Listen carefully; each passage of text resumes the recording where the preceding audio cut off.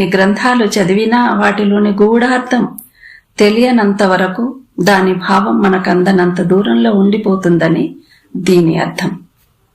ఇప్పటి మన పరిస్థితి కూడా ఇలాగే ఉంది. మన ధర్మం, మన సంస్కృతి మారిపోయింది. మహాత్ములు చెప్పిన విషయాలు పుస్తకాలలోనే ఉండిపోయాయి. అందుకే దేవుణ్ణి వెతికే కంటే ముందు మహాత్ములను వెతికితే వారే మనకు సరి అయిన మార్గాన్ని చూపెడతారు. జగమే జగాన కోయ్ ఈశ్వర జహాన హోయ్, బ్రహ్మానంద జాన సోయ్ సును సత్య వాక్య మేరే. ఈ జగమంతా ఈశ్వరమయం, అతడు లేని చోటు లేదు. బ్రహ్మానందుడు పలికే వాక్కులు నగ్న సత్యాలు. వేళి వృక్ష వనచరే హెచి మాఝే సోయరే అని సంత తుకారాం మహారాజ్ అన్నారు.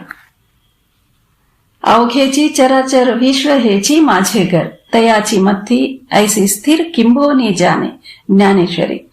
అంటే చెట్లు, చేమలు, వనచరాలన్నీ నా బంధువులే, చరాచర జీవరాశులన్నీ నా వాళ్లే, విశ్వమే నా ఇల్లు అన్నారు మరాఠీలో తుకారాం మహారాజ్. మహాత్ముల వచనాల ఆధారంగా జగమంతా ఈశ్వర రూపమని, ఈశ్వరుడు నిరాకారుడని, సర్వవ్యాపకుడని, రూపాతీతుడని, శబ్దాతీతుడని చెప్పొచ్చు. వారందరూ అనుభవ జ్ఞానం పొందారు కనుకనే గ్రంథస్థం చేశారు. ఇంతటి అనుభవాన్ని ధ్యానం ద్వారా సాధించారు కనుకనే ఇంత నమ్మకంగా చెప్పగలుగుతున్నాను నేను.